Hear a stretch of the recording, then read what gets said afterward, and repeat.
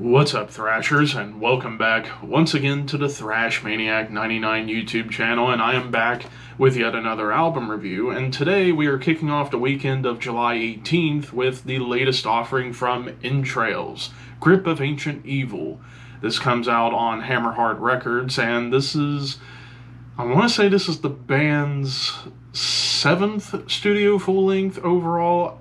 I could be wrong in that, but yeah, for those who are unfamiliar, this is a Swedish death metal band. And I did review their last album when it came out in 2022 as part of Under the Radar, and I was fairly certain I listened to the album before that, but regardless, yeah, I was curious to check out this band's new album since basically everything I've heard, it's been fairly consistent, just solid Swedish death metal.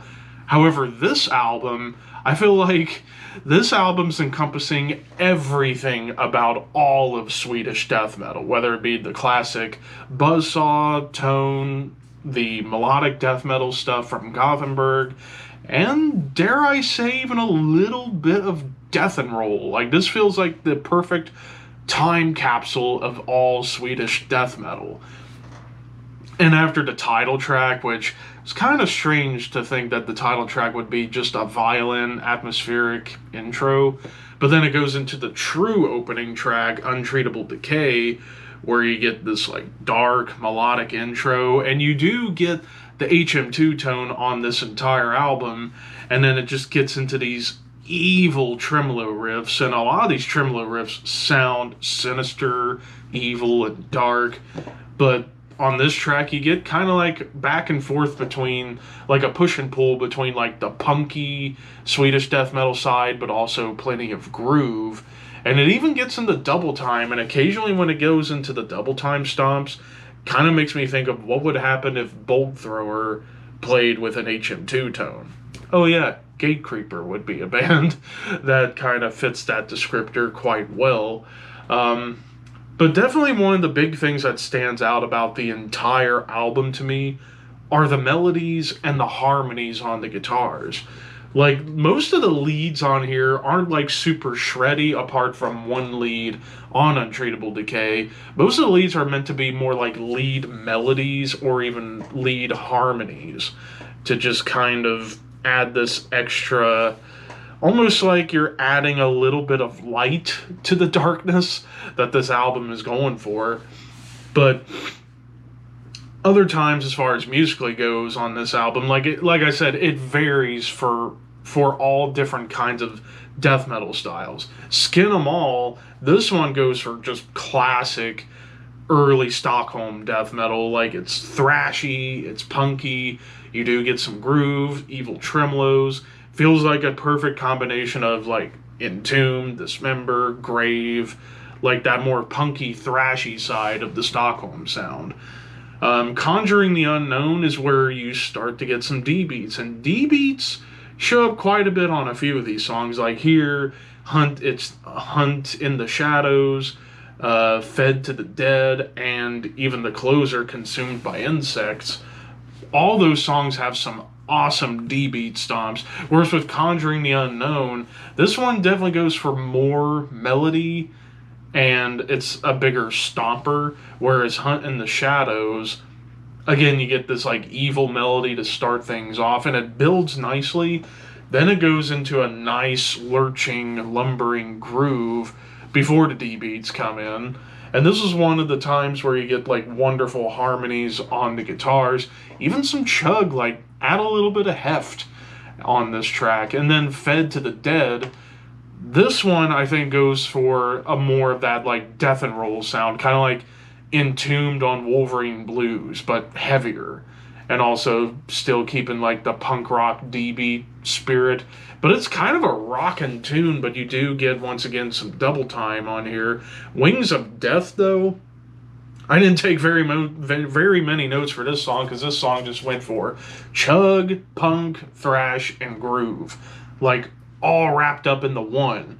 Graveyard Rising, this is the other song that kind of felt like an Entombed death and roll groovy stomper. And this I thought was the better of the two death and roll songs that kind of show up on here. Plus it also gallops pretty nicely, nice killer grooves. Again, murky melodies, and I love the vocal at the end where he's doing like his own version of Tom G. Warrior's "Ugh," and it was very effective, and that reverb on it just made it sound even more disgusting. Then we go into the longest track of the album at over 6 minutes, Inner Demon. I thought initially, oh god, they better not be covering Massacre. Thankfully, it's an original, and this song, honestly, the doomiest song on the entire album. While it is death doom, I wouldn't say it's like in the vein of bands like Rune Magic or even like contemporary death doomers like Hooded Menace. I honestly feel like this sounds like if Black Sabbath had death growls and had the HM2 tone. Like, a lot of these riffs are very inspired by Black Sabbath. Also, even the harmonies kind of feel like if Black Sabbath had two guitarists. You even get a nice triplet swing that felt very Sabbathy, but you do get blast beats to kind of add the death metal to it. Also, this song features guest vocals from Hell Butcher, and he fits the song like a custom-made glove to make it sound even more evil. Insane death, big-time gallops groove, and that double-time bolt thrower lumber. It just feels like, again, like if Bolt Thrower were an HM2 death metal band. Or better yet, if they were Gatecreeper. And then the closer, Consumed by Insects, blast beats and tremolos galore. Again, you get the D-beat stomps. But I like the dynamic shift where it goes into acoustic guitars and more guitar melodies. And even the lead on this track I thought was the tastiest of them all. Kind of gives me like what would happen if David Gilmour got a hold of the HM2 death metal sound when it came to the leads on this song. Production-wise, well, I will say there are a couple of issues I do have with this album. First, I don't think the title track needed to be an intro. It could have just been like an actual song, but for what it was, the violin, it added darkness to the album. I will say also this album does kind of get hurt by its length. It's 11 tracks at nearly 49 minutes. So you do start to feel this album after a while. And then the other issue is, I will say there are times in the mix where it sounded like the HM2 tone, like the guitars sounded a little bit thin, because I even say I think the vocals kind of overpowered everything at times. But other than that, the songs were very good. I'm going to give this a 4 out of 5. I think this is so far the best Entrails album I have heard to date. Granted, it's only been a few albums. I still need to go back to the earlier stuff from like 15 years ago. But if you are a fan of Swedish death metal, check this out.